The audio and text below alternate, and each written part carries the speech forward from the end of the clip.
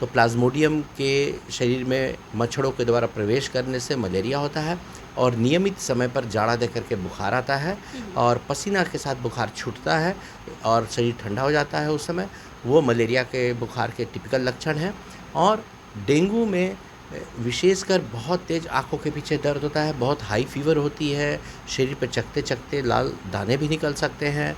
और डेंगू के वायरस जो है वो डेंगू हेमरेजिक फीवर भी करा सकते हैं, जो बहुत ख़तरनाक होता है, प्लेटलेट्स की कमी करा देते हैं और आंतरिक रक्तस्राव होने की संभावनाएं बढ़ती है, जिससे पेशेंट में शॉक में आ सकता है। नमस्कार, आप न्यूज फाउंडेशन देख रहे हैं। मैं हूं आपके साथ वंदना। आज हमारे साथ बात करने के लिए हैं डॉक्टर दिवाकर तेजस्वी, जो पटना के जाने माने डॉक्टरों में से एक हैं।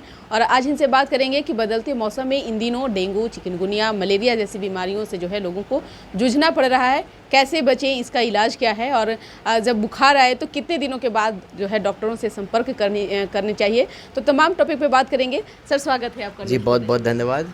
सर, इन दिनों जैसे बदलते मौसम में खासतौर से डेंगू हो, मलेरिया हो, चिकनगुनिया हो, ये इन बीमारियों का प्रकोप जो है ज़्यादा देखा जा रहा है। जी हाँ, अभी बरसात का मौसम है और ऐसे में पानी जमा होने की संभावनाएं बढ़ी हैं, तो बहुत जगह पर पानी जल जमाव भी हुआ है। और इंडोर प्लांट्स में, इंडोर जगह पर भी, घर के अंदर में, ऑफिसेज़ में जहाँ की गमले हैं या कूलर है, वहाँ भी पानी जो स्टैग्नेटेड है, साफ़ पानी है, उसमें मच्छर पनप रहे हैं। तो इन तीनों बीमारियों का मच्छर जनित रोग है। मलेरिया जो मादा एनोफिलीज के काटने से होता है, और जो डेंगू है और चिकनगुनिया है वायरल डिजीज़ है, जो कि काटने से, मच्छरों के काटने से, एडिस इजिप्टाई के काटने से होता है। तो तीनों मच्छर जनित रोग हैं, तीनों के मच्छर अलग हैं। लेकिन डेंगू और जो चिकनगुनिया है वो तो वायरल डिजीज़ है, जो मलेरिया है वो प्रोटोजोअल डिजीज़ है। तो प्लाज्मोडियम के शरीर में मच्छरों के द्वारा प्रवेश करने से मलेरिया होता है और नियमित समय पर जाड़ा दे करके बुखार आता है और पसीना के साथ बुखार छूटता है और शरीर ठंडा हो जाता है उस समय। वो मलेरिया के बुखार के टिपिकल लक्षण हैं। और डेंगू में विशेषकर बहुत तेज़ आँखों के पीछे दर्द होता है, बहुत हाई फीवर होती है, शरीर पे चकते चकते लाल दाने भी निकल सकते हैं।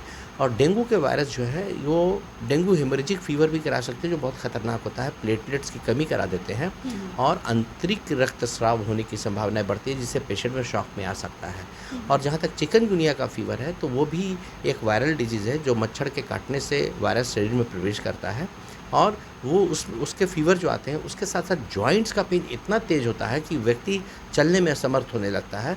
और वो चिकनगुनिया के फीवर का एक विशेष लक्षण होता है। तो ये सब मौसम ऐसे हैं जिसमें कि ये तीनों बीमारियों के बढ़ने की संभावनाएं रहती हैं। सर, अगर किसी भी पेशेंट में ये अगर चीज़ें अगर देखी जाए तो कितने दिनों के बाद डॉक्टर से संपर्क करें? क्योंकि खासतौर से अगर देखा जाए तो बुखार अगर किसी में 1 से 2 दिन हार्डली रहता है, तीसरा दिन आते आते गायब हो जाता है। लेकिन अक्सर लोग अगर इसके चपेट में आते हैं, यदि आपको बुखार में, यदि एकाएक बहुत तेज़ जोड़ों में दर्द हो रहा है बुखार के साथ, तो ये सामान्य बुखार में नहीं देखा जाता है, आपको चिकित्सकीय देखरेख करनी चाहिए। या बुखार आने के बाद सर में बहुत तेज़ दर्द है, आंखों के पीछे बहुत तेज़ दर्द है और शरीर पर चतियाँ निकलने लगी हुई हैं, तो आपको तुरंत चिकित्सकीय देखरेख में जानी चाहिए। और यदि बुखार आने के बाद शरीर में बहुत कमजोरी है, बहुत तेज़ जाड़ा दे करके बुखार आ रहा है और पसीने के साथ उतर रहा है बुखार, तो उस समय भी आपको चिकित्सकीय देखरेख में जानी चाहिए तुरंत। और इस तीनों बुखार को उतारने के लिए जो सेफ दवाई है वो पैरासीटामोल, सिंपल पैरासीटामोल है। दूसरी दवाइयों का सेवन से बचना चाहिए। अपने आप में कोई एस्पिरिन, डिस्पिरिन, इस तरह की दवाइयाँ नहीं लेनी चाहिए, या कोई अन्य फीवर उतारने की दवाइयाँ जो है, जिसे non steroidal anti inflammatory disease drugs कहते हैं, वो सब अपने मन से दवाइयाँ नहीं लेनी चाहिए, क्योंकि उससे भी परेशानियाँ बढ़ सकती हैं। सर, लेकिन अधिकतर ऐसा देखा गया है कि ग्रामीण इलाकों में हो या फिर शहरी क्षेत्रों में हो, ऐसे जब प्रकोप किसी के घर में देखा गया है तो वो थोड़ा सा परेशान हो जाते हैं, टेंशन में आ जाते हैं। तो उस समय किस तरह से सावधानी बरतने की आवश्यकता है? देखिए, सबसे पहले तो अपने आसपास में पानी न पनपने दें, जमने न दें, जिसमें कि मच्छर पनप पाए।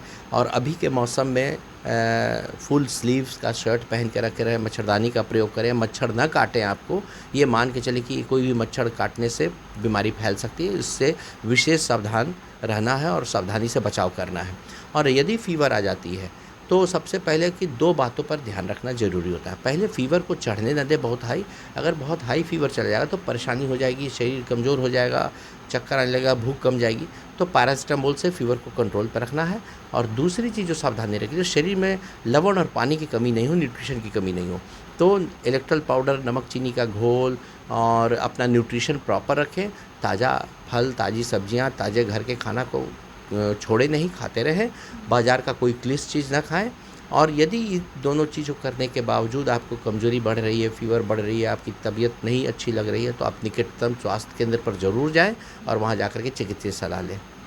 समय समय पर एक तरह से कहा जाए कि जागरूकता भी इन सब चीज़ों में लाने की बहुत ज़रूरत जी, समय समय पर किस तरह से क्या बीमारी की जांच होती है, क्या उसका उपचार होता है, क्या दवाइयाँ नहीं लेनी चाहिए, इसकी जागरूकता अभियान चलाने की आवश्यकता है। सर, एक सवाल है कि आपने भी इंडिया से बाहर का दौरा किया, जहाँ तमाम जगहों के डॉक्टर एक साथ आए थे। क्या कुछ वहाँ भी कुछ ऐसी चीज़ें निकल कर के आई जो वहाँ पर तो अंतर्राष्ट्रीय एड्स सम्मेलन था और एड्स के रिसर्च में पूरे विश्व में आज के दिन में कितनी अधिक रिसर्चेस चल रही है, उस पर सारे लोगों का शोध पत्र भी था।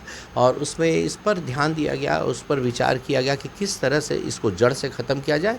और ये भी बात बताई गई WHO के द्वारा, विश्व स्वास्थ्य संगठन के वहाँ पर प्रतिनिधि जो आए थे, कि जो व्यक्ति चिकित्सीय देखरेख में दवाओं का सेवन करते हैं उनकी वायरस की संख्या शून्य हो जाती है, ब्लड के अंदर में अनडिटेक्टेबल हो जाती है। और अनडिटेक्टेबल यदि वायरल लोड है तो वो अनट्रांसमिसिबल होती है, दूसरे को ट्रांसमिट नहीं हो सकता है वो वायरस। लेकिन अभी तक क्या है कि उसके अंदर में रिजर्वायर्स रहते हैं जिन्हें नष्ट करना बहुत आवश्यक है। तो उसके लिए ब्लड में तो कंट्रोल में आ चुका है, लेकिन रिजर्वायर्स को ख़त्म करने के लिए डिफरेंट इम्यूनोथेरेपी और डिफरेंट तरह के तकनीक का उपयोग किया जा रहा है, जिससे ऐसी संभावनाएं बनी कि हो सकता है आने वाले दिनों में इसकी जड़ से निदान भी हो जाए।